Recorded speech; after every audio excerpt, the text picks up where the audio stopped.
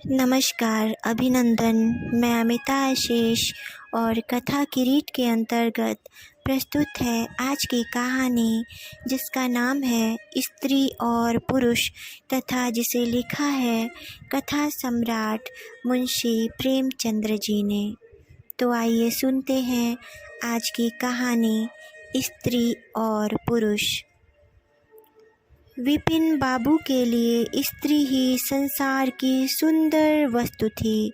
वह कवि थे और उनकी कविता के लिए स्त्रियों के रूप और यौवन की प्रशंसा ही सबसे चित्ताकर्षक विषय था।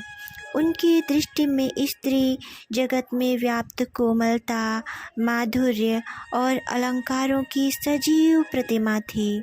जबान पर स्त्री का नाम आते ही उनकी आंखें जगमगा उठती थीं, कान खड़े हो जाते थे, मानो किसी रसिक ने गाने की आवाज़ सुन ली हो। जब से होश संभाला तभी से उन्होंने उस सुंदरी की कल्पना करनी शुरू की जो उनके हृदय की रानी होगी।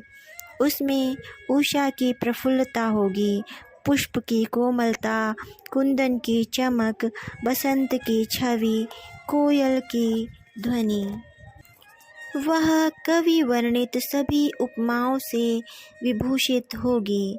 वह उस कल्पित मूर्ति के उपासक थे। कविताओं में उसका गुण गाते, मित्रों से उसकी चर्चा करते, नित्य उसी के ख्याल में मस्त रहते थे।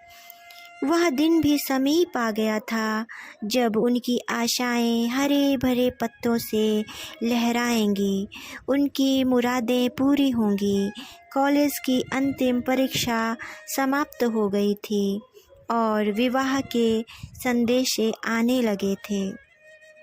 विवाह तय हो गया। विपिन बाबू ने कन्या को देखने का बहुत आग्रह किया, लेकिन जब उनके मामू ने विश्वास दिलाया कि लड़की बहुत ही रूपवती है, मैंने उसे अपनी आँखों से देखा है, तब वह राजी हो गए। धूमधाम से बारात निकली और विवाह का मुहूर्त आया। वधू आभूषणों से सजी हुई मंडप में आई तो विपिन को उसके हाथ पांव नजर आए।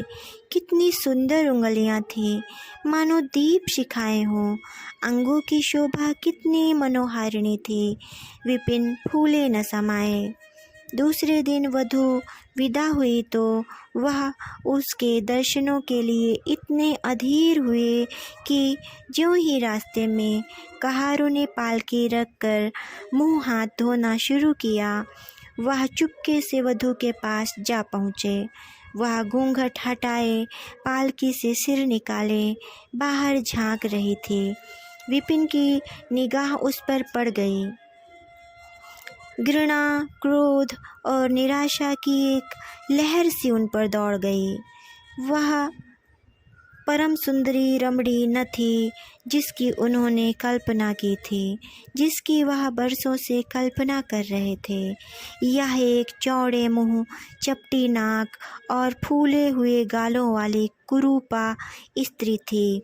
रंग गोरा था पर उसमें लाली के बदले सफ़ेदी थी, और फिर रंग कैसा ही सुंदर हो, रूप की कमी नहीं पूरी कर सकता। विपिन का सारा उत्साह ठंडा पड़ गया। हाय, इसे मेरे ही गले पड़ना था। क्या इसके लिए समस्त संसार में और कोई न मिलता था?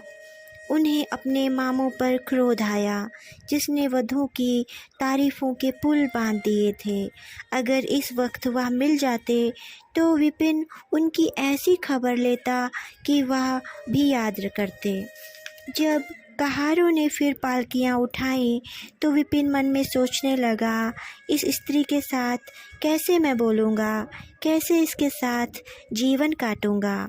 इसकी ओर तो ताकने से ही घृणा होती है। ऐसी कुरूपा स्त्रियां भी संसार में हैं, इसका मुझे अब तक पता न था। क्या मुँह ईश्वर ने बनाया है, क्या आँखें हैं।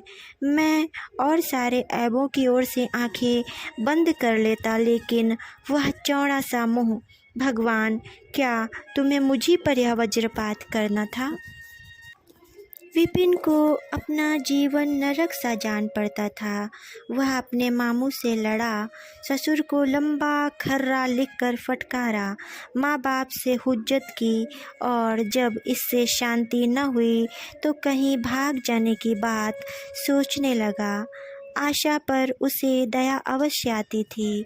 वह अपने को समझाता कि इसमें उस बेचारी का क्या दोष है। उसने ज़बरदस्ती तो मुझसे विवाह किया नहीं, लेकिन यह दया और यह विचार उस घृणा को न जीत सकता था जो आशा को देखते ही उसके रोम रोम में व्याप्त हो जाती थी। आशा अपने अच्छे से अच्छे कपड़े पहनती, तरह तरह से बाल संवारती, घंटों आईने के सामने खड़ी होकर अपना श्रृंगार करती, लेकिन विपिन को यह शुतुर गमज से मालूम होते। वह दिल से चाहती थी कि उन्हें प्रसन्न करूं, उनकी सेवा करने के लिए अवसर खोजा करती थी, लेकिन विपिन उससे भागा भागा फिरता था। अगर कभी भेंट हो भी जाती तो कुछ जली कटी बातें करने लगता कि आशा रोती हुई वहाँ से चली जाती। सबसे बुरी बात यही थी कि उसका चरित्र भ्रष्ट होने लगा। वह यह भूल जाने की चेष्टा करने लगा कि मेरा विवाह हो गया है। कई कई दिनों तक आशा को उसके दर्शन भी न होते। वह उसके कह कहे की आवाज़ें बाहर से आती हुई सुनती, झरोखे से देखती कि वह दोस्तों के गले में हाथ डाले सैर करने जा रहे हैं और तड़प कर रह जाती। एक दिन खाना खाते समय उसने कहा, अब तो आपके दर्शन ही नहीं होते, क्या मेरे कारण घर छोड़ दीजिएगा क्या? विपिन ने मुंह फेर कर कहा, घर ही पर तो रहता हूँ, आजकल ज़रा नौकरी की तलाश है, इसलिए दौड़ धूप ज़्यादा करनी पड़ती है। आशा, सुनती हूँ आजकल सूरत बनाने वाले डॉक्टर पैदा हुए हैं। विपिन, क्यों नाहक चिढ़ाते हो, यहाँ तुम्हें किसने बुलाया था? आशा, आखिर इस मर्ज की दवा कौन करेगा? विपिन, इस मर्ज की दवा नहीं है। जो काम ईश्वर से न करते बना उसे आदमी क्या बना सकता है? आशा, यह तो तुम ही सोचो कि ईश्वर की भूल के लिए मुझे दंड दे रहे हो। संसार में कौन ऐसा आदमी है जिसे अच्छी सूरत बुरी लगती हो, लेकिन तुमने किसी मर्द को केवल रूपहीन होने के कारण कुंवारा रहते देखा है? रूपहीन लड़कियां भी माँ बाप के घर नहीं बैठी रहती, किसी न किसी तरह उनका निर्वाह हो ही जाता है। उसका पति उन पर प्राण न देता हो, लेकिन दूध की मक्खी नहीं समझता। विपिन ने झुंझलाकर कहा, क्यों नाहक सिर खाते हो? मैं तुमसे बहस तो नहीं कर रहा हूँ। दिल पर जब्र नहीं किया जा सकता और न दलीलों का उस पर कोई असर पड़ सकता है। मैं तुम्हें कुछ कहता तो नहीं हूँ, फिर तुम क्यों मुझसे हुज्जत करती हो? आशा यह झिड़की सुनकर चली गई। उसे मालूम हो गया कि इन्होंने मेरी ओर से सदा के लिए हृदय कठोर कर लिया है। विपिन तो रोज सैर सपाटे करते, कभी कभी रात गायब रहते।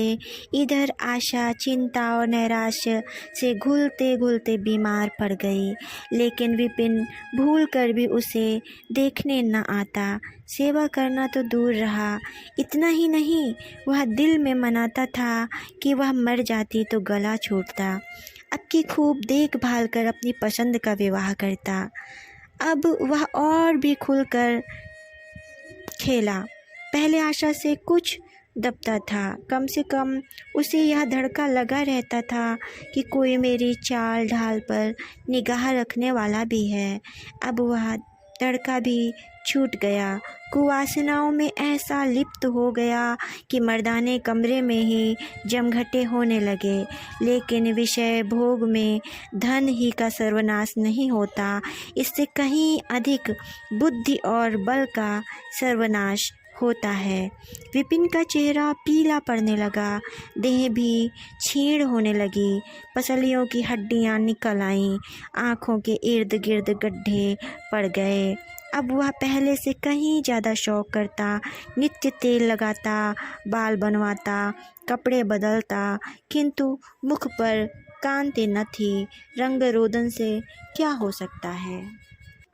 एक दिन आशा बरामदे में चारपाई पर लेटी हुई थी। इधर हफ्तों से उसने विपिन को न देखा था। उन्हें देखने की इच्छा हुई। उसे भय था कि वह न आएंगे, फिर भी वह मन को न रोक सकी। विपिन को बुला भेजा। विपिन को भी उस पर कुछ दया आ गई। आकर सामने खड़े हो गए। आशा ने उनके मुंह की ओर देखा तो चौंक पड़ी। वह इतने दुर्बल हो गए थे कि पहचानना मुश्किल था। बोली, क्या तुम भी बीमार हो? तुम तो मुझसे भी ज़्यादा घुल गए हो। विपिन, जिंदगी में रखा ही क्या है जिसके लिए जीने की फिक्र करूं? आशा, जीने की फिक्र न करने से कोई इतना दुबला नहीं हो जाता। तुम अपनी कोई दवा क्यों नहीं करते? यह कहकर उसने विपिन का दाहिना हाथ पकड़कर अपनी चारपाई पर बैठा लिया। विपिन ने भी हाथ छुड़ाने की चेष्टा न की। उनके स्वभाव में इस समय एक विचित्र नम्रता थी जो आशा ने कभी न देखी थी। बातों से भी निराशा टपकती थी।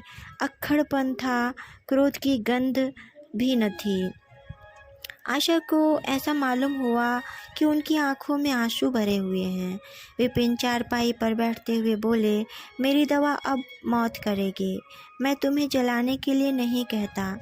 ईश्वर जानता है मैं तुम्हें चोट नहीं पहुंचाना चाहता। मैं अब ज़्यादा दिनों तक न जीऊँगा। मुझे किसी भयंकर रोग के लक्षण दिखाई दे रहे हैं। डॉक्टरों ने भी वही कहा है। मुझे इसका खेद है, मेरे हाथों तुम्हें कष्ट पहुंचा, पर क्षमा करना। कभी कभी बैठे बैठे मेरा दिल डूब जाता है, मूर्छा सी आ जाती है। यह कहते कहते एकाएक वह कांप उठे। सारी देह में सनसनी सी दौड़ गई। मूर्छित होकर चारपाई पर गिर पड़े और हाथ पैर पटकने लगे। मुंह से फिचकुर निकलने लगा। सारी देह पसीने से तर हो गई। आशा का सारा रोग हवा हो गया। वह महीनों से बिस्तर न छोड़ सकी थी, पर इस समय उसके शिथिल अंगों में विचित्र स्फूर्ति दौड़ गई। उसने तेजी से उठकर विपिन को अच्छी तरह लिटा दिया और उनके मुख पर पानी के छींटे देने लगी। मेहरी भी दौड़ी आई और पंखा झलने लगी। बाहर खबर हुई। मित्रों ने दौड़कर डॉक्टर को बुलाया। बहुत यत्न करने पर भी विपिन ने आंखें न खोलीं। संध्या होते होते उनका मुंह टेढ़ा हो गया और बायां अंग शून्य पड़ गया। हिलना तो दूर रहा, मुंह से बात निकालना भी मुश्किल हो गया। यह मूर्छा न थी, फालिज था। फालिज के भयंकर रोग में रोगी की सेवा करना आसान काम नहीं। उस पर आशा महीनों से बीमार थी, लेकिन इस रोग के सामने वह अपना रोग भूल गई। 15 दिनों तक विपिन की हालत बहुत नाजुक रही। आशा दिन के दिन और रात की रात उनके पास बैठी रहती। उनके लिए पथ्य बनाना, उन्हें गोद में संभाल कर दवा पिलाना, उनके जरा जरा से इशारे को समझना उसी जैसी धैर्यशील स्त्री का काम था। अपना सिर दर्द से फटा करता, ज्वर से देह तपा करती, पर इसकी उसे जरा भी परवाह न थी। 15 दिनों के बाद विपिन की हालत कुछ संभली। उसका दाहिना पैर तो लुंज पड़ गया था, पर तोतली भाषा में कुछ कुछ बोलने लगे थे। सबसे बुरी गत उनके सुंदर मुख की हुई थी। वह इतना टेढ़ा हो गया था जैसे कोई रबड़ के खिलौने को खींचकर बढ़ा दे। बैटरी की मदद से जरा देर के लिए बैठ या खड़े तो हो जाते थे, लेकिन चलने फिरने की ताकत न थी। एक दिन लेटे लेटे उन्हें क्या जाने क्या ख्याल आया, आईना उठाकर अपना मुंह देखने लगे। ऐसा कुरूप आदमी उन्होंने कभी न देखा था। आहिस्ता से बोले, आशा, ईश्वर ने मुझे मेरे गुरूर की सजा दे दी। वास्तव में यह उसी बुराई का बदला है जो मैंने तुम्हारे साथ की। अब तुम अगर मेरा मुंह देखकर घृणा से मुंह फेर लो तो मुझे जरा भी शिकायत न होगी। मैं चाहता हूँ कि तुम मुझसे उस दुर्व्यवहार का बदला लो जो मैंने तुम्हारे साथ किया है। आशा ने पति की ओर कोमल भाव से देखकर कहा, मैं तो आपको अब भी उसी निगाह से देखती हूँ, मुझे तो आप में कोई अंतर नहीं दिखाई देता। विपिन, वाह, बंदर का सा मुंह हो गया है और तुम कहती हो कोई अंतर ही नहीं। मैं तो अब कभी बाहर न निकलूँगा। ईश्वर ने मुझे सचमुच बहुत बड़ा दंड दिया। बहुत यत्न किए गए पर विपिन का मुंह न सीधा हुआ। मुख का बायां भाग इतना टेढ़ा हो गया था कि चेहरा देखकर डर मालूम होता था। हाँ, पैरों में इतनी शक्ति आ गई थी कि अब वह चलने फिरने लगा था। आशा ने पति की बीमारी में देवी की मनौती की थी। आज उसी पूजा का उत्सव था। मोहल्ले की स्त्रियां बनाव श्रृंगार किए जमा थी। गाना बजाना हो रहा था। एक सहेली ने पूछा, क्यों आशा, अब तो तुम्हें उनका मुंह जरा भी अच्छा न लगता होगा। आशा ने गंभीर होकर कहा, मुझे तो पहले से कहीं अच्छा मालूम होता है। चलो बातें बनाती हो। नहीं बहन, सच कहती हूँ, रूप के बदले मुझे उनकी आत्मा मिल गई जो रूप से कहीं बढ़कर है। विपिन कमरे में बैठे हुए थे। कई मित्र जमा थे। ताश हो रहा था। कमरे में एक खिड़की थी जो आंगन में खुलती थी। इस वक्त वह बंद थी। एक मित्र ने चुपके से उसे खोल दिया और शीशे से झांककर विपिन से कहा, आज तो तुम्हारे यहाँ परियों का अच्छा जमघट है। विपिन, बंद कर दो। अजी जरा देखो तो कैसी कैसी सूरतें हैं। तुम्हें इन सबों में कौन सबसे अच्छी मालूम होती है?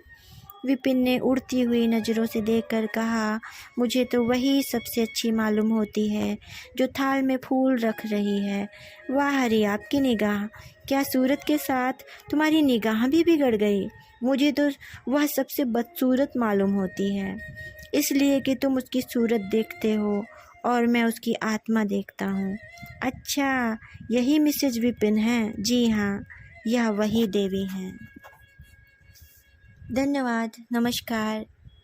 मैं अमिता आशीष और आप सुन रहे थे आज की कहानी जिसका नाम था स्त्री और पुरुष और इसे लिखा था कथा सम्राट मुंशी प्रेमचंद्र जी ने।